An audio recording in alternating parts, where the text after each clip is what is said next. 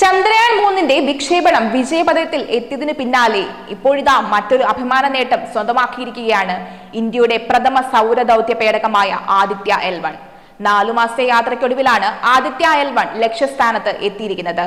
പേടകം ISRO ലക്ഷ്യമിട്ട Lagrange 1 എന്ന ബിന്ദുവിന് ചുറ്റുമുള്ള ഹാലോ ഭ്രമണപഥത്തിൽ പ്രവേശിച്ചതായി പ്രധാനമന്ത്രി നരേന്ദ്രമോദിയാണ് വാർത്ത പുറത്തുവിടുകയും ചെയ്തത്. ഈ നേട്ടത്തിലേക്ക് പ്രയത്നിച്ച ശാസ്ത്രജ്ഞന്മാരെ പ്രധാനമന്ത്രി അഭിനന്ദിക്കുകയും ചെയ്തു.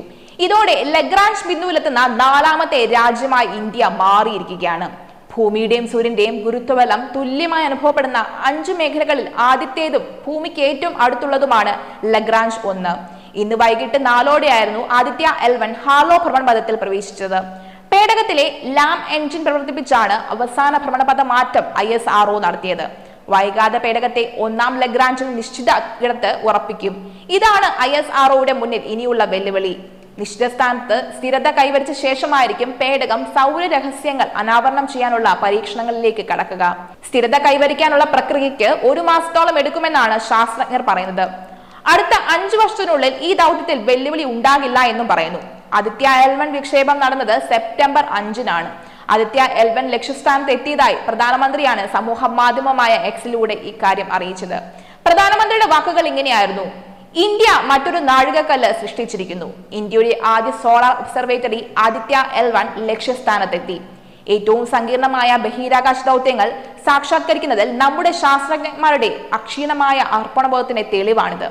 ഈ സാധാരണ നേട്ടത്തിന് ശാസ്ത്രജ്ഞന്മാരെ അഭിനന്ദിക്കുന്നതിൽ ഞാൻ രാജ്യത്തോടൊപ്പം ചേരുന്നു. മനുഷ്യരാശിയുടെ പ്രയോജനത്തിനായി ശാസ്ത്രത്തിന്റെ പുതിയ അതിർത്തികൾ താണ്ടുന്നത് നാം തുടരും എന്ന് നരേന്ദ്രമോദി കുറിക്കുകയും ചെയ്തു. ഭൂമിയുടെയും സൂര്യന്റെയും അന്തരീക്ഷത്തിലെ ബാഹ്യഭാഗത്തെ താപവ്യതിയാനം, സൂര്യന്റെ പാളികളായ ഫോട്ടോസ്ഫിയർ, ക്രോമോസ്ഫിയർ, പുറംപാളികളായ കൊറോണ എന്നിവയെക്കുറിച്ചാണ് ആദിത്യ L1 പഠിക്കുക. ഇന്ത്യ തദ്ദേശീയമായി വികസിപ്പിച്ച 7 പെലോഡുകളാണ് പേടകത്തിൽ ഇതിനായി സജ്ജീകരിച്ചിട്ടുള്ളത്. ഇതിൽ 4 എണ്ണം സൂര്യനെക്കുറിച്ചും 3 എണ്ണം ലഗ്രാഞ്ച് 1 എന്ന ബിന്ദുവിന്റെ സവിശേഷതകളെ കുറിച്ചും പഠിക്കും. L1 പോയിന്റിന്റെ പ്രത്യേകതകൾ എന്തൊക്കെയാണെന്ന് നോക്കിയാലോ. L1 പോയിന്റ് ഒരു സാങ്കല്പിക പോയിന്റ് ആണ്. ഈ പോയിന്റിൽ നിന്ന് കൃത്യമായി സൂര്യൻ നിരീക്ഷിക്കാൻ സാധിക്കുമെന്നാണ് കരുതുന്നത്. ഈ സാങ്കല്പിക പോയിന്റിൽ നിന്നാണ് ആദിത്യ സൂര്യന്റെ ചിത്രങ്ങൾ പകർത്തി ഭൂമിയിലേക്ക് പങ്കുവയ്ക്കുക. L1 പോയിന്റിന് മറ്റ് ഗ്രഹങ്ങളുടെ തടസ്സമില്ലാതെ സൂര്യനെ നിരീക്ഷിക്കാൻ ആദിത്യ L1ന് ഈ പോയിന്റിൽ നിന്ന് സാധിക്കും. ഈ പോയിന്റിൽ ബഹിരാകാശ പേടകങ്ങൾക്ക് ഈ ഭ്രമണപഥത്തിൽ സഞ്ചരിക്കാനും സാധിക്കും. 5 പോയിന്റാണുള്ളത്: L1, L2, L3, L4, L5.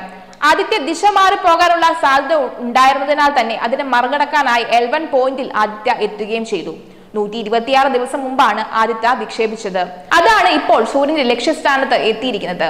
പേടകത്തിലെ 2 പെലോഡുകൾ യാത്രാമധ്യേ പ്രവർത്തനക്ഷമമാകുകയും ഭൂമിയിലേക്ക് വിവരങ്ങൾ കൈമാറുകയും ചെയ്തിരുന്നു. സോളാർ അൾട്രാവയലറ്റ് ഇമേജിംഗ് ടെലസ്കോപ്പും സോളാർ വിൻഡ് അയോൺ സ്പെക്ട്രോമീറ്ററുമാണ് ഭൗമ സൗര അന്തരീക്ഷത്തിലെ കാലാവസ്ഥാ വ്യതിയാനങ്ങളെക്കുറിച്ചും വികിരണങ്ങളെക്കുറിച്ചും വിവരങ്ങൾ നൽകിയത്. ലഗ്രാഞ്ച് 1-ലെത്തുന്നതോടെ മറ്റു 5 പെലോഡുകൾ കൂടി കാര്യക്ഷമമാകും. 368 കോടിയാണ് ഈ ദൗത്യത്തിന്റെ ചെലവ്. ഇന്ന് 15 ലക്ഷം കിലോമീറ്റർ സഞ്ചരിച്ചാണ് ആദിത്യ ലക്ഷ്യസ്ഥാനത്തും എത്തിയത്. ഭൂമിയും സൂര്യനും തമ്മിലുള്ള അകലം 15 കോടി കിലോമീറ്ററാണ്. അത്തരത്തിൽ 1% ആദിത്യ ഇപ്പോൾ സഞ്ചരിച്ചിരിക്കുന്നത്. അത്തരത്തിൽ 4ാമത്തെ രാജ്യമായിട്ടും ഇന്ത്യ മാറുകയും ചെയ്തിരിക്കുകയാണ് മറ്റൊരു കാര്യം. നാസയുടെ പേടകങ്ങൾ, യൂറോപ്യൻ യൂണിയന്റെ പേടകങ്ങൾ L1 പോയിന്റിൽ ഇതിനകം തന്നെ എത്തുകയും ചെയ്തിട്ടുണ്ട്. 5 വർഷം പേടകത്തിന് L1 പോയിന്റിൽ നിലനിൽക്കാൻ സാധിക്കുമെന്നാണ് പറയുന്നത്. ഇതിന് കുറച്ച് ഇന്ധനം മാത്രം മതി. സൗര വിസ്ഫോടനത്തെക്കുറിച്ചും സൂര്യനാൽ ഭൂമിക്ക് എന്തെങ്കിലും പ്രശ്നങ്ങൾ ഉണ്ടാകുമോ എന്നൊക്കെ അറിയാൻ വേണ്ടിയാണ് ആദിത്യ L1 വിക്ഷേപിച്ചിരിക്കുന്നത്. ശാസ്ത്രലോകം വലിയ പ്രതീക്ഷയിലാണ് ആദിത്യ L1ന്റെ സഞ്ചാരത്തെ നോക്കിക്കാണുന്നതും. എന്തായാലും ഇന്ത്യക്ക് സൂര്യനിൽ എത്തിപ്പെടാനുള്ള അഭിമാന നിമിഷത്തിന്റെ ആദ്യപടി എന്നോണമാണ് ഈ നേട്ടത്തെ ഇന്ത്യ ഇപ്പോൾ നോക്കിക്കാണുന്നത്.